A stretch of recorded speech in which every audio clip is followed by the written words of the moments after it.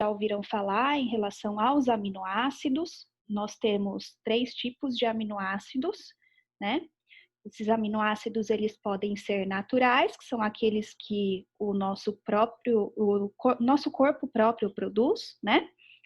Aqueles semi-essenciais, que são principalmente relacionados aos produzidos na infância, ou aqueles em que o nosso organismo produz, mas a gente precisa de uma certa complementação.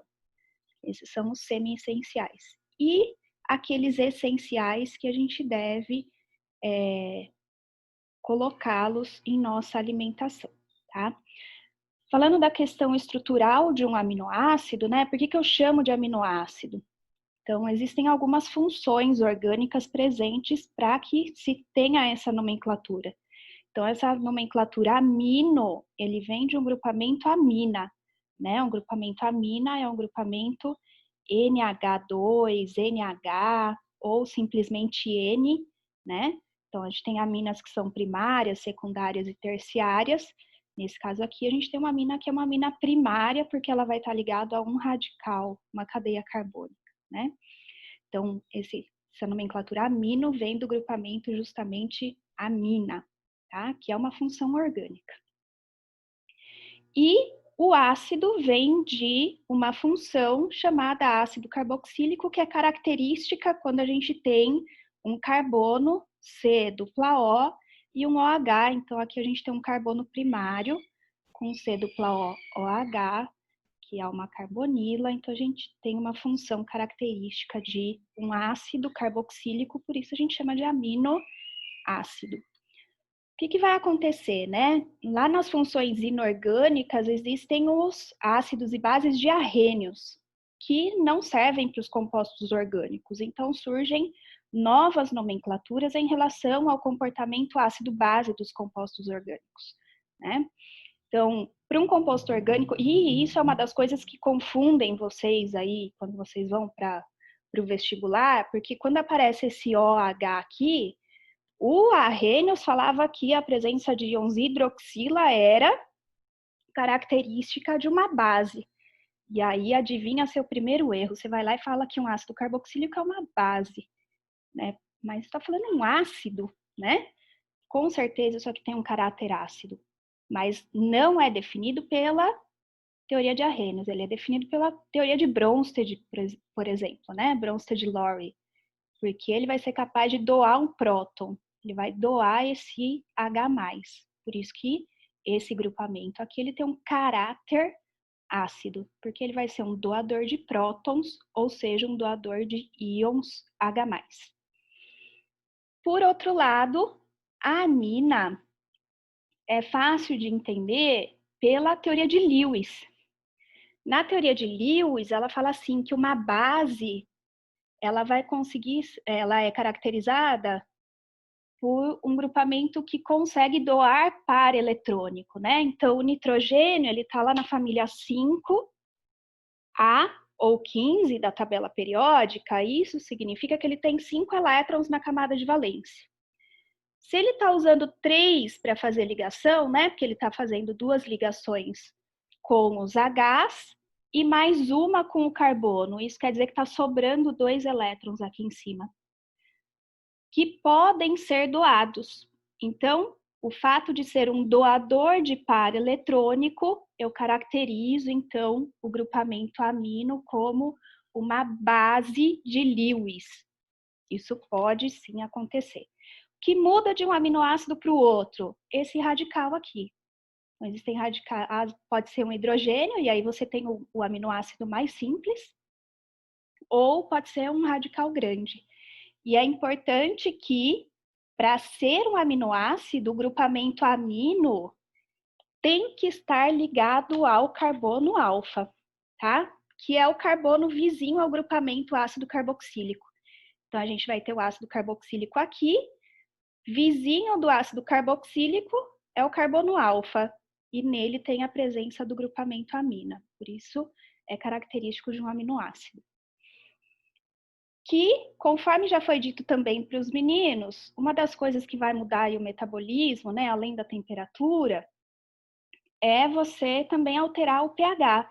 E aí, esse pH interfere diretamente na forma como esse aminoácido está disposto, né? Em pH 7, a gente tem uma espécie chamada de zwitterium, ou zwitterion, depende o cientista, o autor aí que você quer seguir, tá? Que é quando ocorre uma autoprotólise do aminoácido. Isso significa que aquele hidrogênio do grupamento ácido carboxílico que pode ser doado foi doado para o grupamento básico, que é justamente a amina do ácido carboxílico. Então, ocorre uma autoprotólise. Ele doa o próton para ele mesmo. No entanto, se nós tivermos, por exemplo, em pH ácido, o que vai acontecer é que a gente vai ter o grupamento amina atuando para que ocorra uma neutralização aí. E se nós estivermos em pH alcalino, o grupamento ácido vai estar doando próton, e aí a gente tem a presença do caráter ácido agindo para que se entre novamente nessa reação de equilíbrio, tá? Vocês podem ver que quando o equilíbrio é deslocado, a tendência depois é ele retornar. E também foi dito aí das proteínas, né? Então, o que são proteínas? Proteínas são polímeros, ou seja, são macromoléculas. São moléculas gigantescas. A gente fala que é uma poliamida, né? Por que é uma poliamida? Porque vai ter uma ligação peptídica. Deixa eu ver se está aqui. Não, não está. É uma ligação peptídica que é uma ligação amídica, tá? Então, a gente forma uma amida. Uma amida é característica por um C dupla O NH. E eles são polímeros de condensação. Então, você vai juntar vários aminoácidos para formar uma proteína.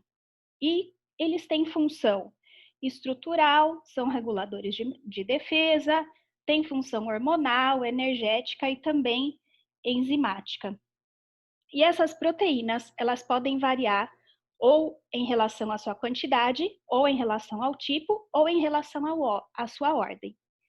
E aí, uma coisa que foi frisado e dito mais de uma vez é que a defesa do nosso organismo é aumentar a temperatura. Só que aumentar a temperatura desnatura a proteína. E aí é um risco metabólico, tá? Então, o que pode desnaturar uma proteína? Pode ser temperatura, pode ser pH, que a gente já viu que existe uma reação de equilíbrio, e esse equilíbrio depende do pH para saber em que lado que ele vai estar deslocado, ou então a adição de solvente. E em relação aos lipídios, os lipídios eles são derivados de ácido graxo, porque também foi dito aí que ele é composto por uma bicamada lipídica. Então, o que é um lipídio? Ele é um derivado de ácido graxo. E o que é um ácido graxo? Um ácido graxo é um ácido carboxílico de cadeia longa, tá? Então, ele vai ser um triglicerídeo, por exemplo. Então, como vocês podem observar aqui, olha, como é que a gente tem, né, um triglicerídeo? Como é que eu formo um triglicerídeo?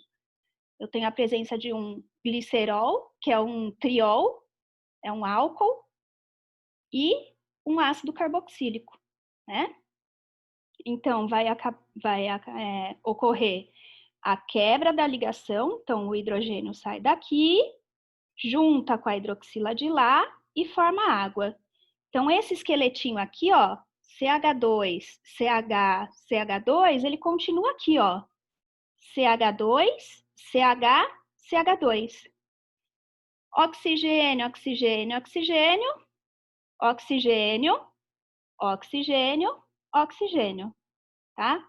Não precisa colocar de lado contrário, você pode colocar tudo um embaixo do outro quando você for fazer a reação, que com certeza a reação orgânica vai cair, tá? E aí, se você tirou o hidrogênio daqui e juntou com a hidroxila de lá, o que sobrou? C dupla O e o radical. É ele mesmo que vai juntar aqui, ó. C dupla O e o radical. Cara, mas precisa de outro, né? Porque esse oxigênio aqui mandou o hidrogênio dele embora. Então, você precisa de outra cadeia. Por isso que você vai vir, ó, com C dupla O, R2. C dupla O, R2, assim como aqui embaixo você vai ter o C dupla O R3 que está aqui. Às vezes, esses radicais, eles são iguais. Às vezes, não. Outra coisa que pode acontecer é o radical ter insaturação, que é a presença de duplas ligações, né, por exemplo, ou saturações. E aí a gente tem uma gordura saturada ou insaturada.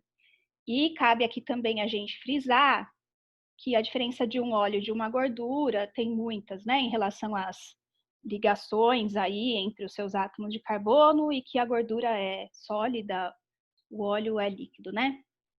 Bom, falando ainda dos lipídios, os lipídios eles têm caráter apolar. Isso faz com que eles tenham fobia de água, ó. Eles são hidrofóbicos. E por que isso acontece?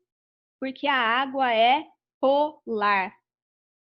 Então, existe uma regrinha lá em química que semelhante dissolve semelhante. E o que isso quer dizer? Molécula polar dissolve molécula polar. Molécula apolar dissolve molécula apolar. Então, os lipídios são apolares, por isso eles têm fobia de água, não se dissolve em água, mas eles vão ser solúveis em solventes orgânicos. Então, para que eles são importantes, né? Eles participam da nossa reserva energética, são isolantes térmicos, também fazem parte da nossa estrutura, ou seja, tem uma questão estrutural relacionada aos fosfolipídios, uma questão hormonal, principalmente aos hormônios sexuais, são encontrados como impermeabilizantes, tipo aquelas folhinhas, algumas folhas que a água escorre, né? Porque existem aquelas ceras. E eles são carregadores de vitaminas lipossolúveis e por isso são extremamente importantes ao nosso metabolismo.